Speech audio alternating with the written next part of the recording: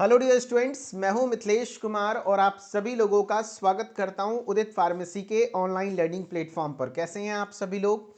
आशा करता हूं अच्छे होंगे, स्वस्थ होंगे और मस्त होंगे। डी फार्मा एंट्रेंस एग्ज़ाम 2026 की तैयारी के लिए आप लोग ज़ोर शोर से मेहनत कर रहे हैं। बस आप इसी मेहनत को कंटिन्यू बनाए रखिए। जिस हिसाब से आप लोगों की क्लासेस में मैं जोश देख रहा हूँ बहुत बेहतरीन है और हर साल यहाँ से रैंक निकला है। इस साल भी उम्मीद है कि रैंक निकलेगा, बट आप उस रैंक होल्डर में से कोई एक होने चाहिए। आपको मेहनत करना है, आपको रैंक लाना है। आज मैं न्यूट्रिशन, जैसा कि आपको पता है न्यूट्रिशन से हर साल 2 से 3 सवाल आते हैं। यहाँ पे लगभग 10 नंबर का आपका पार्ट होता है, ठीक है। 8 से 10 नंबर के क्वेश्चन यहाँ से बन जाएंगे, कह सकते हैं 2 से 3 क्वेश्चन, ठीक है। तो इसलिए आप इसको इग्नोर नहीं कर सकते हैं। तो कार्बोहाइड्रेट को हम लोग डिटेल में पढ़ लिए थे। आज हम लोग फैट को पढ़ने वाले हैं। फैट से एक सिंगल क्लास में फैट से कैसे कैसे क्वेश्चंस बनते हैं, क्या क्या पढ़ने वाले हैं, वो सब देख रहे हैं, ठीक है। चलिए, हाँ भाई, तो फैट क्या होता है भाई? फैट को हिंदी में हम लोग कहते हैं वसा, ठीक है, वसा। फैट आर ऑर्गेनिक कंपाउंड, ये एक ऑर्गेनिक कंपाउंड होते हैं, यानी जैविक यौगिक हैं। वसा एक जैविक यौगिक है, कंपोज्ड ऑफ, जो कि बना होता है फैटी एसिड्स एंड ग्लिसरॉल से। किससे बना होता है? फैटी एसिड्स एंड ग्लिसरॉल से, जो कि हिंदी में बोले तो जो कि वशीय अम्ल और ग्लिसरॉल से मिलकर बना होता है। दे mainly contains carbon, hydrogen and oxygen. यानी वसा का जब आप देखेंगे स्ट्रक्चर तो मेनली आपके इसमें कार्बन, हाइड्रोजन और ऑक्सीजन ही पाया जाता है, जैसे कार्बोहाइड्रेट में है। यानी कि फैट आपका किस चीज, फैट कैसा कंपाउंड है? एक ऑर्गेनिक कंपाउंड है जिसमें आपका फैटी एसिड होता है। क्या होता है? फैटी एसिड होता है और ग्लिसरॉल पाया जाता है, और ये कार्बन, हाइड्रोजन, ऑक्सीजन से मिलकर बना होता है, ठीक है। हाँ, वही चीजें लिख रहा है। यह मुख्यतः कार्बन, हाइड्रोजन और ऑक्सीजन के तत्वों से, ऑक्सीजन तत्वों से मिलकर बना होता है, ठीक है। Fats are highly energy rich nutrients. जी हाँ, मैंने पहले भी बता रखा है कि कार्बोहाइड्रेट से लगभग दुगना एनर्जी देता है। 1 ग्राम कार्बोहाइड्रेट तकरीबन 4 किलो कैलोरी एनर्जी देता है। तो है ना, कार्बोहाइड्रेट की मैं बात कर रहा हूँ। 1 ग्राम कार्बोहाइड्रेट लगभग 4 किलो कैलोरी एनर्जी देता है, तो 1 ग्राम फैट तकरीबन 9 किलो कैलोरी एनर्जी देता है, तकरीबन दुगना। लेकिन फिर भी हम लोग प्राइमरी सोर्स ऑफ एनर्जी, यानी ऊर्जा का प्राथमिक स्रोत, हम लोग इसको कार्बोहाइड्रेट को ही कहते हैं। किसको कहते हैं? कार्बोहाइड्रेट को कहते हैं। और 9 किलो कैलोरी एनर्जी जो प्राप्त होता है वो किससे प्राप्त होता है? हमें फैट से प्राप्त होता है, वसा से प्राप्त होता है। लेकिन हम primary source of energy carbohydrate को क्यों कहते हैं? तो इसका जवाब होता है कि कार्बोहाइड्रेट जैसे आप खाते हो, इसका मुख्य काम ही है एनर्जी देना, यानी तुरंत से ये एनर्जी देना शुरू करता है। लेकिन फैट का काम क्या है? फैट जाकर के आपके बॉडी के एडिपोज टिश्यूज में, अंडर स्किन्स में वो जाके जमा हो जाता है। और जब आप खाना नहीं खाते हो, फास्ट करते हो, कार्बोहाइड्रेट बॉडी को नहीं मिल पाता, तब जाकर के उस इमरजेंसी सिचुएशन में वो फैट बर्न हो करके एनर्जी देता है ना। इसीलिए कहते हैं ना, डाइटिंग करने से, भूखे रहने से थोड़ा सा फैट कम होगा, क्योंकि वो फैट टूट टूट के एनर्जी बनाएगा, ठीक है। तो इसलिए आपका फैट क्या है? हाईली एनर्जी रिच न्यूट्रिएंट्स है, serve as the main source of essential fatty acids. Essential fatty acids इसमें पाए जाते हैं। कह रहा है oxidation of 1 gram of fat, यानी 1 ग्राम फैट जब टूटता है तो हमें लगभग 37 किलो जूल, अगर किलो जूल में मापा जाए तो 37 kilo joule, otherwise kilo calorie में तो 9 किलो कैलोरी ऑफ एनर्जीज हमें प्राप्त होते हैं। कितने? 9 किलो कैलोरी ऑफ एनर्जी प्राप्त होते हैं। वही बात हिंदी में लिखा हुआ है, वसा में अत्यधिक ऊर्जा होती है, सबसे ज़्यादा ऊर्जा होती है। यह आवश्यक वशीय अम्ल का प्रमुख स्रोत है, यानी इसेंशियल फैटी एसिड जो हमारे बॉडी को रिक्वायरमेंट है उसके लिए अच्छा स्रोत है। 1 ग्राम वसा के ऑक्सीकरण से लगभग 37 किलो जूल, यानी 1 ग्राम फैटी एसिड के ऑक्सीडेशन से तकरीबन हमें 37 किलो जूल, यानी 9 किलो कैलोरी, अगर किलो कैलोरी में बोलेगा तो 9 किलो कैलोरी ऊर्जा प्राप्त होती है। फैट कभी भी, बताओ, फैट क्या होगा? वाटर में सोल्यूबल होगा कि नहीं? नहीं होगा कभी भी। ऑयल मतलब क्या होता है? जैसे तेल ले लो, घी ले लो, बटर ले लो, कभी भी पानी में घुलेगा नहीं। तो fat are insoluble in water, water में इनसॉल्युबल है। लेकिन चूंकि ये ऑर्गेनिक कंपाउंड है तो इसलिए ये सॉल्युबल इन ऑर्गेनिक सॉल्वेंट्स, जैसे अगर एसीटोन में, बेंजीन में या क्लोरोफॉर्म में घुलाओगे तो घुल जाएगा। यानी फैट वाटर में तो इनसॉल्युबल है, लेकिन ऑर्गेनिक सॉल्वेंट जैसे एसीटोन, बेंजीन, क्लोरोफॉर्म इसमें सोल्यूबल होता है, घुल सकता है ना। यानी वसा जल में अविलेय होती है, वसा जल में अविलेय होती है, लेकिन एसीटोन, बेंजीन, क्लोरोफॉर्म जैसे कार्बनिक विलायकों में विलेय होती है, घुलनशील होती है। करेक्ट, समझ रहे बात को? चलो भाई, बहुत बढ़िया। अब नेक्स्ट है आपका कि भाई they are major structural component of cytoplasm and cell membrane. Yes, cell membrane किसके बना होता है बताओ भाई? सेल मेम्ब्रेन, सेल बायोलॉजी अगर थोड़ा बहुत पढ़े तो भाई सेल मेम्ब्रेन किसका बना होता है? तो सेल मेम्ब्रेन बना होता है फॉस्फोलिपिड एंड प्रोटीन का। किसका? फॉस्फोलिपिड। किसका बना होता है? Phospholipid and protein. Phospholipid and protein का बना होता है। और फॉस्फोलिपिड क्या है? एक प्रकार का फॉस्फोलिपिड क्या है? एक प्रकार का, तो फॉस्फोलिपिड एक प्रकार का क्या होगा? हाँ जी, फॉस्फोलिपिड एक प्रकार का फैट है। तो वही बोल रहा है मेजर स्ट्रक्चरल कंपोनेंट होता है आपका सेल मेम्ब्रेन, यानी कोशिका की सबसे, एनिमल सेल का जो सबसे बाहरी लेयर है वो सेल मेम्ब्रेन ही होता है। और सेल मेम्ब्रेन में आपका पाया जाता है फॉस्फोलिपिड, है ना। लिपिड एंड प्रोटीन कुलदीप जी सही है, लेकिन लिपिड में भी कौन सा? फॉस्फोलिपिड का। ठीक है। यह कोशिका द्रव्य, वही बोल रहा है, यह कोशिका द्रव्य यानी साइटोप्लाज्म और कोशिका झिल्ली सेल मेम्ब्रेन में प्रमुख रूप में पाई जाती हैं। और animal fats are generally semi solid, जो एनिमल फैट्स होते हैं जनरली सेमी सॉलिड होते हैं। Whereas plant fats are liquid, जो प्लांट फैट्स होते हैं वो लिक्विड होते हैं at room temperature and are called oils. जो आपके कुछ प्लांट बेस्ड फैट हैं जैसे मस्टर्ड ऑयल, सरसों का तेल प्लांट से प्राप्त होता है, तो वो भी आपका क्या हुआ? एक प्रकार का लिक्विड स्टेट में होता है, तो उसको हम लोग क्या कह देते हैं? ऑयल्स कह देते हैं। ठीक है। तो जंतु वसा यानी एनिमल फैट्स जनरली अर्ध ठोस अवस्था में होती है, सेमी सॉलिड स्टेट में होती है, जबकि वनस्पति वसा यानी कि जो प्लांट फैट्स हैं वो तरल रूप में होती हैं। तरल रूप यानी कि लिक्विड पार्ट में होती हैं। इन्हें ऑयल कहा जाता है। इन्हें क्या कहा जाता है? ऑयल कहा जाता है। ठीक है। हाँ, और फैट का डाइजेशन कहाँ से शुरू होता है दोस्त? तो फैट का डाइजेशन ऑफ फैट्स, फैट का डाइजेशन कहाँ से शुरू होता है? किस एंजाइम के द्वारा होता है? लाइपेज एंजाइम के द्वारा होता है। लाइपेज एंजाइम के द्वारा होता है और स्मॉल इंटेस्टाइन में इसका डाइजेशन होता है। Digestion of fat occurs in the small intestine, यानी छोटी आंत में फैट का डाइजेशन होता है by the hydrolysis with the enzyme lipase. Fat को डाइजेस्ट करने वाले एंजाइम लाइपेज होते हैं। अच्छा, कुछ एंजाइम से मेरा सवाल है, आप लोग जवाब देना। एमाइलेज, एमाइलेज किसको डाइजेस्ट करता है? एमाइलेज किसको डाइजेस्ट करता है? तो एमाइलेज आपके कार्बोहाइड्रेट को। अच्छा, पेप्टाइडेज, अगर पेप्टाइडेज है, पेप्टाइडेज एंजाइम है तो वो किसको? प्रोटीन को, तो वो प्रोटीन को। अच्छा, लाइपेज है तब, तो लाइपेज एंजाइम लिपिड को यानी फैट को डाइजेस्ट करते हैं। ठीक है। हाँ, कार्बोहाइड्रेट की जगह आप स्टार्च भी बोल सकते हो, कार्बोहाइड्रेट का ही आपका स्टोरेज फॉर्म है प्लांट में, स्टार्च। ठीक है। हाँ, fats are stored in the body, fat जो आप खाते हो वो बॉडी में स्टोर होता है। कहाँ पर? एडिपोज टिश्यूज में। कहाँ पर? एडिपोज टिश्यूज में। एडिपोज टिश्यूज को फैटी टिश्यू के नाम से भी जाना जाता है। ये एक प्रकार का बॉडी का कनेक्टिव टिश्यू है, इसी को फैटी टिश्यूज भी बोला जाता है। ठीक है। तो कह रहा है वसा का पाचन छोटी आंत में लाइपेज एंजाइम द्वारा हाइड्रोलिसिस से होता है। करेक्ट। वसा का भंडारण शरीर में एडिपोज उत्तक यानी एडिपोज टिश्यू में होता है। भंडारण मतलब है स्टोरेज, कहाँ होता है? तो एडिपोज टिश्यूज में होता है।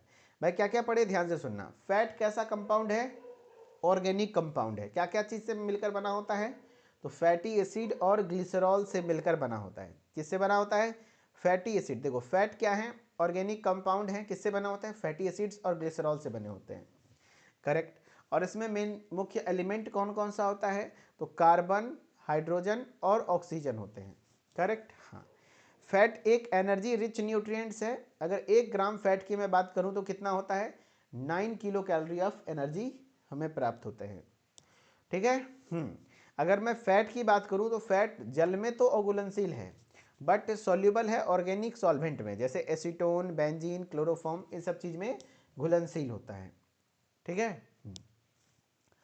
They are major structural component of cytoplasm and cell membrane. Yes, cell membrane के एक मेजर कंपोनेंट होते हैं क्योंकि फॉस्फोलिपिड से ही बना होता है।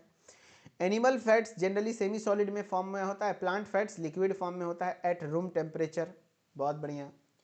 चलो भाई, अगर मैं बात करूं डाइजेशन ऑफ फैट, फैट का जो डाइजेशन होता है वो स्मॉल इंटेस्टाइन में होता है बाय द एंजाइम लाइपेज। किसके द्वारा? लाइपेज के द्वारा। फैट स्टोर होते हैं बॉडी में इन किसमें? एडिपोज टिश्यूज में। किसमें? एडिपोज टिश्यूज में। अमाइलेज कार्बोहाइड्रेट को डाइजेस्ट करता है, पेप्टाइडेज प्रोटीन को डाइजेस्ट करता है, लाइपेज लिपिड को डाइजेस्ट करने का काम करता है। समझ में आ गया? ये क्या दबा गया भाई? एक सेकंड रुक जाओ।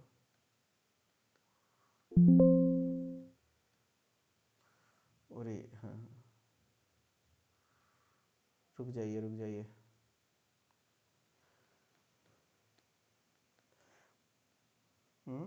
क्या दिक्कत हो गई भाई?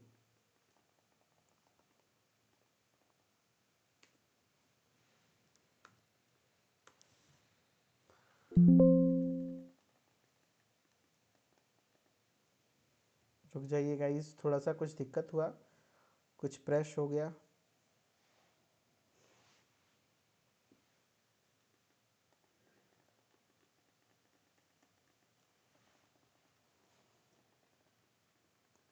अरे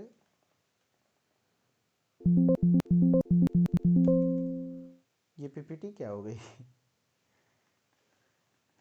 रुक जाओ यार, कुछ सिस्टम वर्क नहीं कर रहा। टेक 1 सेकेंड, रुक जाइए थोड़ी देर। आवाज़ वगैरह जा रही है?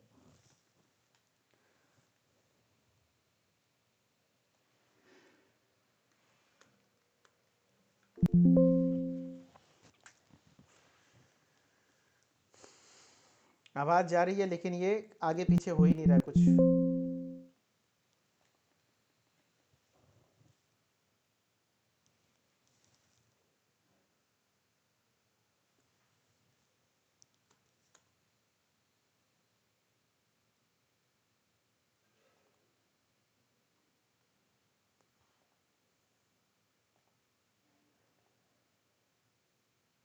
चलो भाई,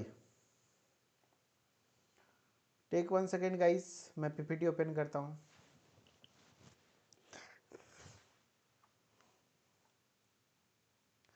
हम लोग कुछ देर के लिए थोड़ा सा कुछ टेक्निकल इश्यूज आ गई थी, है ना। चलो, पीपीटी वर्क नहीं करने लग गया था, अभी सही है। चलो ठीक है, यहाँ तक सही हुआ, क्लियर हो गया सबको। अब वसा के कुछ मुख्य स्रोत के बारे में पढ़ते हैं। चलो भाई, अभी सही है। वसा के मुख्य स्रोत, sources of fats. Fats are obtained from both animals and plant source. Yes, हमें, है ना, हमें फैट्स जो ऑब्टेन्ड होते हैं एनिमल्स और प्लांट दोनों में प्राप्त, दोनों तरीके से प्राप्त होते हैं। वसा पशु एवं वनस्पति दोनों स्रोत से प्राप्त होती हैं। ठीक है। चलो भाई, इसमें समझने वाली बात नहीं है, फैट के बारे में आपको पढ़ाया जा रहा है, इसमें रटने वाली बात है। संदीप जी बताइएगा, बताओ, इसमें समझने वाली बात है, रटने वाली बात है? बस कीप पेशेंस एंड लेक्चर को वॉच कीजिए, देखिए, एंड आपको फिर समझ में आएगा कि भैया आपके कुछ क्वेश्चंस बनेंगे कि नहीं बनेंगे। ठीक है, जैसे आपके क्वेश्चंस आए हुए हैं एग्जाम में, देखो एक बार कुछ क्वेश्चंस करके दिखाओ, फिर समझ में आएगा कि आपको समझ में आया कि नहीं। भाई इसमें समझने वाला कुछ कॉन्सेप्ट नहीं है भाई, बता रहा हूँ। चलो भाई, आपका क्वेश्चन है, फैट आर कंपोज्ड ऑफ, वसा किससे मिलकर बनी होती है? जवाब दो। एमिनो एसिड्स, अमीनो अम्ल से, फैटी एसिड्स एंड ग्लिसरॉल से, या तो ग्लूकोज यूनिट से, या न्यूक्लियोटाइड से। समझ में आ रहा है? तो आराम से क्वेश्चन बन जाएगा कि fats are composed of fatty acids and glycerols. बना। अमीनो अम्ल से क्या बना होता है? जवाब दो। अमीनो एसिड से क्या बना होता है? तो प्रोटीन बना होता है। क्या बना होता है? प्रोटीन बना होता है। तो इसमें समझने वाली बात, कुछ ऐसा कंसेप्ट है नहीं, याद करना है। ठीक है। जैसे एक क्वेश्चन ये भी आया हुआ है, energy provided by 1 gram fat, 1 gram fat से कितनी एनर्जी मिलती है? बताओ भाई, नहीं समझ में आया तो फिर आंसर कैसे दे रहे हो भाई? है 1 ग्राम फैट, 1 ग्राम वसा से कितनी ऊर्जा मिलती है, ऐसे क्वेश्चन आएंगे। जवाब दो। कितना? 4 किलो कैलोरी, 7 9 2, कितना? Answer C correct. 9 kilo calorie हमें प्राप्त होता है। जैसे कुछ क्वेश्चन और करो। क्वेश्चन आ गया फैट्स आर इनसॉल्युबल इन, वसा किसमें ओविले है? तो वसा याद रखना वाटर में ओविले है, बाकी जो आपके ऑर्गेनिक सॉल्वेंट है उसमें घुलता है।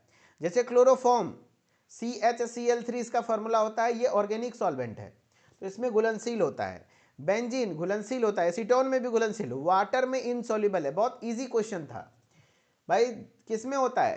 Fats are insoluble in water, जल में घुलनशील होते हैं।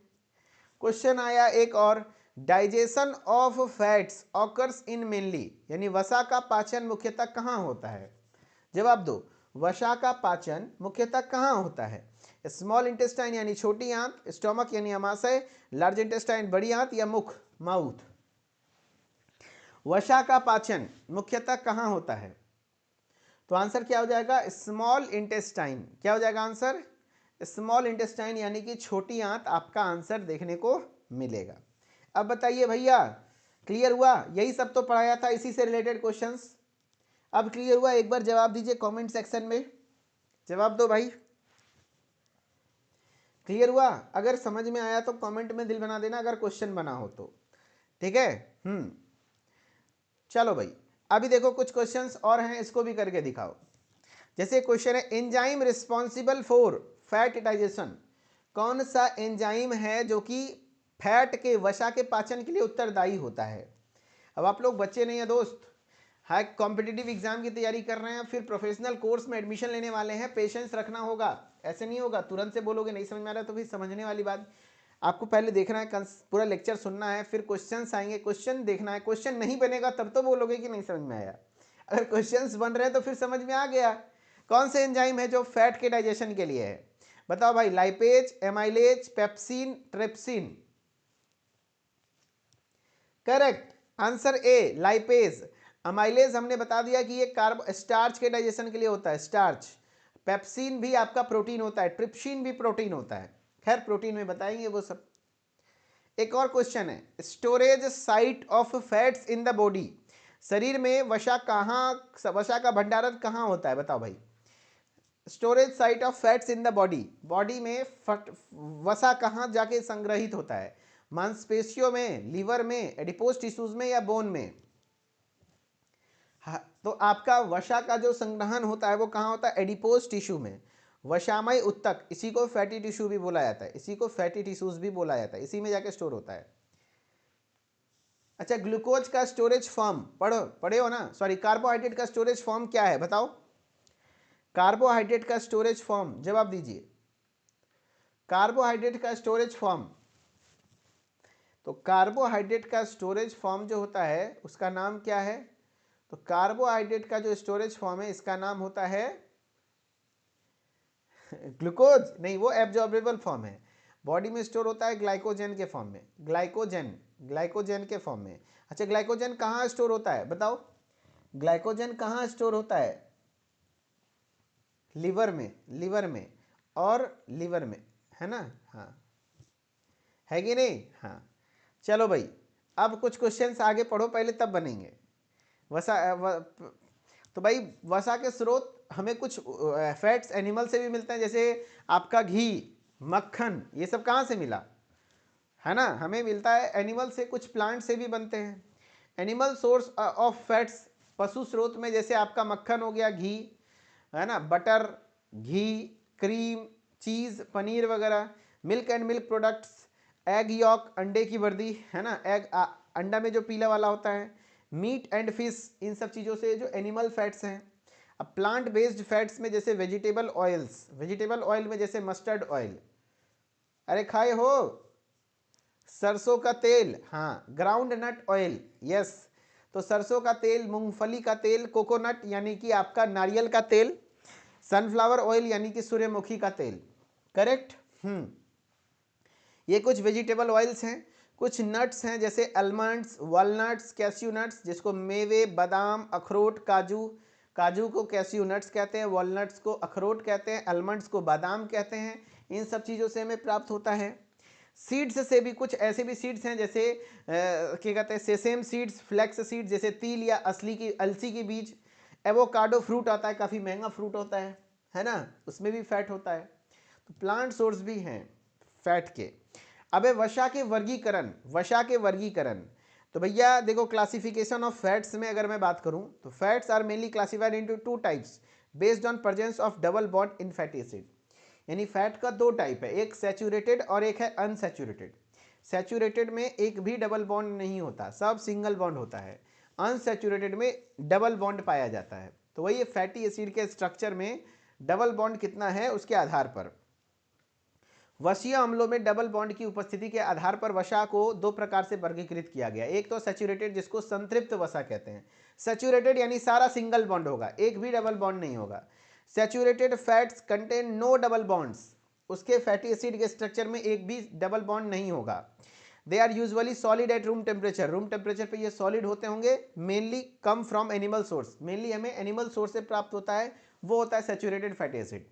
पूछा जाता है एग्जाम में इसमें से कौन सा सैचुरेटेड फैटी एसिड है, कौन सा अनसैचुरेटेड। तो एग्जाम्पल याद रखने का तरीका है कि ये ज़्यादातर आपके सॉलिड फॉर्म में होता है, जैसे घी, बटर, है ना, ये सब चीज़। तो आपके बटर हो गए, घी हो गए, चीज़ हो गए, मीट फैट हो गया, कोकोनट ऑयल हो गया, ये सब आपके सैचुरेटेड फैटी एसिड में हो गया।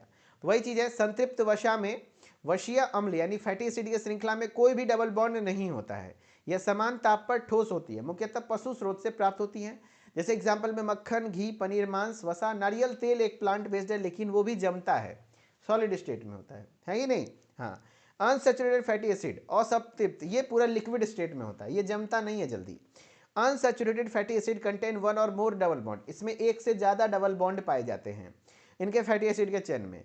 दे आर एक या एक से अधिक, they are usually liquid at room temperature, room temperature में लिक्विड होते हैं। डी फार्मा का पेपर ऑनलाइन होता है, नहीं सर, डी फार्मा जब आप एडमिशन ले लोगे तो वहाँ पे ऑफलाइन पेपर होता है, रिटेन पेपर होता है, लिखना पड़ता है। They are usually liquid at room temperature and mainly come from plant sources, mainly हमें कहाँ से प्राप्त होते हैं, प्लांट सोर्सेज से प्राप्त होते हैं। एग्जाम्पल में है मस्टर्ड ऑयल, एग्जाम्पल में क्या है, मस्टर्ड ऑयल है, सनफ्लावर ऑयल है, ग्राउंड नट ऑयल है, ऑलिव ऑयल है, नट्स हैं, ये सब आपके एग्जाम्पल हैं अनसैचुरेटेड फैट्स के, अनसैचुरेटेड फैट्स के, ठीक है। हाँ, समझ बात को, लिक्विड स्टेट में होता है। वही बोल रहा है असंतृप्त वसा में वशीय अम्ल, वशीय अम्ल श्रृंखला में एक से अधिक डबल बॉन्ड होते हैं। यह सामान्य ताप पर तरल अवस्था में होती है, मुख्यतः वनस्पति स्रोत से प्राप्त होता है। सरसों का तेल, सूर्यमुखी तेल, मूंगफली तेल, जैतून तेल, मेवे का तेल। एंट्रेंस एग्जाम ऑनलाइन होता है, ठीक है। अब अनसैचुरेटेड फैटी एसिड भी अलग अलग टाइप्स के होते हैं, पहले तो सैचुरेटेड और अनसैचुरेटेड हो गया। अब टाइप्स ऑफ अनसैचुरेटेड, उसमें एक होता है मोनो अनसैचुरेटेड, एक है पॉली अनसैचुरेटेड। अनसैचुरेटेड का मतलब क्या प्रेजेंस होगा, डबल बॉन्ड, क्या प्रेजेंट होगा, डबल बॉन्ड। और अगर सिंगल एक ही डबल बॉन्ड है तो उसको मोनो अनसैचुरेटेड कहेंगे। वन डबल बॉन्ड, देखो लिखा ना, एक डबल बॉन्ड होगा। एग्जाम्पल में जैसे olive oil, groundnut oil, यानी अगर जैसे जैतून का तेल या मूंगफली का तेल, यह आपका मोनो अनसैचुरेटेड फैटी एसिड में आता है, फैट्स में आता है। जबकि पॉली अनसैचुरेटेड में क्या होता है, more than one double bond, एक से ज्यादा डबल बॉन्ड होगा, ठीक है, उसके स्ट्रक्चर में। Sunflower oil, flaxseed oil, fish oil, एक से अधिक डबल बॉन्ड, सूर्यमुखी का तेल, अलसी का तेल, मछली का तेल, ये सब होता है, ठीक है। ठीक है, चलो अब कुछ है फैट डिफिशियंसी डिसऑर्डर्स, यानी वसा के कमी से क्या क्या रोग हो सकते हैं, क्या क्या दिक्कत आ सकती हैं। तो डेफिशिएंसी ऑफ फैट्स आर और essential fatty acid leads to following problems, यानी वसा या आवश्यक वशीय अम्ल की कमी से हर एक वसा खराब नहीं होता हमारे बॉडी के लिए, अच्छा भी है, लेकिन खराब भी होता है ज़्यादा एक्सेस अमाउंट में। जैसे आपके स्किन ड्राई और स्केली हो जाएंगे, त्वचा का शुष्क और खुरदरा होना, जिसके बॉडी में फैट नहीं है उसका स्किन बहुत खुरदरा टाइप का रहेगा, स्किन स्मूथ नहीं होगा। बाल झड़ना भी एक इशू कारण देखने को मिलता है। पुअर वुंड हीलिंग, यानी घाव देर से भरेगा, कहीं घाव हो जाएगा तो जल्दी भरेगा नहीं, ठीक है। ग्रोथ रिटार्डेशन इन चिल्ड्रेन, बच्चों में वृद्धि का रुकना, छोटे बच्चों में वृद्धि नहीं हो पाएगी अगर फैट की कमी हो गई तो। इम्यूनिटी वीक हो जाएगी, ठीक है। और deficiency of fat soluble vitamin, खास करके फैट सोल्यूबल विटामिन कौन कौन से हैं, ए, डी, ई, के। यहाँ से भी सवाल बनता है कौन कौन सा फैट सोल्यूबल विटामिन है, आगे पढ़ाएंगे। और कौन कौन सा वाटर सोल्यूबल है। तो फैट सोल्यूबल विटामिन कौन कौन सा है, ए, डी, ई, के। कैसे याद रखोगे, अरे फैट सोल्यूबल यानी कि फैट मतलब है मोटकी, और मोटकी को देख के कौन सा गाना गाओगे, देखा तुझे तो, ऐसे गाना सुने हो ना, देखा तुझे तो ये जाना सनम प्यार होता है दीवाना सनम। अरे किसको देख के बोलोगे? मोटकी को। तो मोटकी को देख करके कौन सा गाना होगे? देखा तुझे तो ये जाना सनम, DEKA, देखा, DEKHA लिख दो, KHA, सॉरी रुको, पूछा जाता है कौन सा फैट सोल्यूबल है कौन सा वाटर सोल्यूबल है। तो याद रखने का तरीका है, फैट सोल्यूबल यानी मोटकी, मोटकी को देख के क्या करोगे? गाना गाओगे, देखा है ना तुझे तो ये जाना सनम, है ना। हाँ, क्या? देखा तुझे तो ये जाना सनम। D4 vitamin D, vitamin E, vitamin के, एच से कोई होता है? विटामिन एच सुने हो कभी? नहीं, विटामिन ए। और जो बच गया जैसे बी एंड सी, ये वाटर सोल्यूबल विटामिन होते हैं, ये वाटर सोल्यूबल। तो अगर आपका फैट का कमी हो जाएगा तो वाटर फैट सोल्यूबल विटामिन की भी कमी हो जाएगी आपके बॉडी में, ठीक है। अगर एक्सेस फैट ले लिए तो, अगर एक्सेस में फैट ले लिए तो क्या होगा? एक्सेस फैट डिसऑर्डर्स, वसा की अधिकता के विकार। एक्सेस इंटेक और accumulation of fat can cause, वसा की अधिकता से या शरीर में अधिक संचय होने वाले रोग। मोटापा, बहुत ज़्यादा फैट खा लोगे तो भी मोटा, ओबेसिटी। हाइपरलिपिडीमिया यानी हाई ब्लड लिपिड, ब्लड में लिपिड का मात्रा ज़्यादा हो जाएगा जिसमें आपके ट्राइग्लिसराइड्स है ना बढ़ जाएंगे, HDL LDL का लेवल बढ़ जाएगा। एथेरोस्क्लोसिस, एथेरोस्क्लोसिस समझते हो? जब आपके ब्लड वेसल्स में उसमें फैट जमा हो जाए, रक्त धमनियों में जो आपकी ब्लड वेसल्स होती हैं, ब्लड वेसल्स रक्त वाहिनियों में अगर कोलेस्ट्रॉल जमा हो जाएगा तो रास्ता रुकेगा ना, हाँ, उससे फिर हार्ट से संबंधित बीमारियां होंगी। एथेरोस्क्लोसिस यानी धमनियों में वसा का जमना, ये सब हो सकता है। कोरोनरी हार्ट डिजीज यानी हार्ट को जो ब्लड वेसल्स, देखो हार्ट को जो आपका क्या कहते हैं ऑक्सीजन सप्लाई करने का काम करता है वो होता है, उस आर्टरी का नाम है कोरोनरी आर्टरी। और उसी कोरोनरी आर्टरी में भी फैट जमा हो जाए तो दिक्कत आ सकता है, उससे हार्ट अटैक वगैरह भी आ सकते हैं। फैटी लीवर का भी इशूज देखने को मिल सकता है, ठीक है। चलो भाई कुछ क्वेश्चंस करके दिखाओ, कुछ क्वेश्चंस करके दिखाओ। जैसे देखो एग्जाम्पल, पहले तो बहुत सारे क्वेश्चंस आपने कर लिए हैं, इस क्वेश्चन को करके दिखाओ। Example of saturated fat. Saturated fat कौन सा है? सैचुरेटेड जिसमें एक भी सिंगल बॉन्ड है ना, एक भी डबल बॉन्ड नहीं है, सारा सिंगल बॉन्ड है। और सैचुरेटेड फैटी एसिड हमें एनिमल बेस्ड होते हैं, अनसैचुरेटेड हमें प्लांट बेस्ड होता है।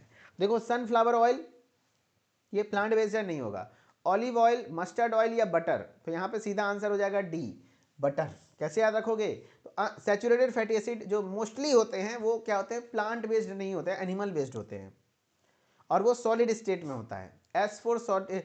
सैचुरेटेड S4 सॉलिड, याद रखना वो जमा हुआ होता है रूम टेम्परेचर पे। रूम टेम्परेचर यानी कि जो 24 to 25 डिग्री सेल्सियस का टेम्परेचर है उसमें, है ना। हाँ, और ये सब। चलो अगला क्वेश्चन है अथेरोस्क्लोसिस क्या है। मैंने बताया अथेरोस्क्लोसिस से काफी बार सवाल आए हुए हैं। अरे देखना है फोटो भी क्या? चलो अथेरोस्क्लोसिस दिखाते हैं कैसा हो जाता है। किस कंडीशन को अथेरोस्क्लोसिस कहते हैं? वेरी इंपॉर्टेंट है। हार्ट का जितना भी बीमारी होता है ज़्यादातर उसका कारण यही है। चलो अथेरोस्क्लोसिस दिखा देते हैं फोटो में।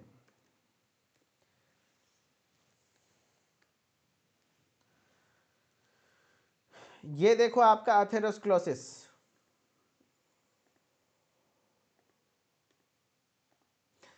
ये है आपका अथेरोस्क्लोसिस, ब्लड वेसल्स में वसा का जमा हो जाना, इसी को हम लोग अथेरोस्क्लोसिस कहते हैं। ये देखो आपका दिख रहा है, रक्त वाहिकाएं हैं, इसमें ब्लड वेसल्स जम गए, इससे क्या होगा? ब्लड को फ्लो होने में दिक्कत होगी, फ्यूचर में हार्ट अटैक जैसे सिचुएशंस बन सकते हैं अगर क्लॉट बन गया तो एथेरोस्क्लोसिस का मतलब है फैट का डिपोजिशन हो जाना आर्टरीज में, fat deposition in the artery, धमनियों में वसा का जमना। Correct answer A, answer A is the correct. चलो भाई फाइनली आपका ये लेक्चर फैट यहाँ पे ओवर होता है। अपने फैट के बारे में क्या क्या होता है एक बार सुनना ध्यान से, मैंने क्या क्या पढ़ाया। सबसे पहले बताया फैट क्या होता है कि नहीं, फैट क्या होते हैं, फिर फैट में आपके क्या क्या होते हैं, कहाँ क्या होता है, और सोर्स बताया, फिर आपके क्लासिफिकेशंस बताएं, और फिर उससे रिलेटेड कौन से डिसऑर्डर्स हो सकते हैं, एंड उससे रिलेटेड एग्जाम में पूछे हुए सवाल और जो पूछे जा सकते हैं वो सवाल आपको करवाया, ठीक है। उम्मीदतः आपको समझ में आया होगा लेक्चर एंड आपको अच्छा लगा होगा। एंड क्लास कैसा लगा कमेंट पे जरूर बताइएगा। मैंने अपना पूरा प्रयास किया कि आपको चीज़ें क्लियर हो। एंड इस तरीके से अगर सारे टॉपिक्स को पढ़ेंगे तो आपका एंट्रेंस एग्जाम बहुत अच्छा क्वालिफाई होगा एंड जो आपका डी फार्मा का बेस है पहले से ही तैयार होगा। हाँ, थोड़ा हिंदी और इंग्लिश का इशू आ रहा होगा, थोड़ा सा धीरे धीरे इंग्लिश को सीखने का प्रयास करिए, आगे आपको भविष्य में इंग्लिश में ही चीज़ें देखने को ज़्यादा से ज़्यादा मिलेंगी। Okay, thank you so much, बहुत बहुत शुक्रिया। मिथिलेश सर ऑफिशियल को जाकर के फॉलो कर लीजिए ताकि आपको हर एक अपडेट्स मिलता रहे। हमारे फैमिली मेम्बर्स के साथ जुड़ जाइए, हमारा लगभग 20K प्लस फैमिली मेम्बर्स है, वहाँ पर फार्मेसी के सारे एस्पिरेंट्स हैं, हर एक अपडेट आपको मिलता है। Okay, thank you so much, bye bye, take care, फिर मिलते हैं नेक्स्ट लेक्चर में।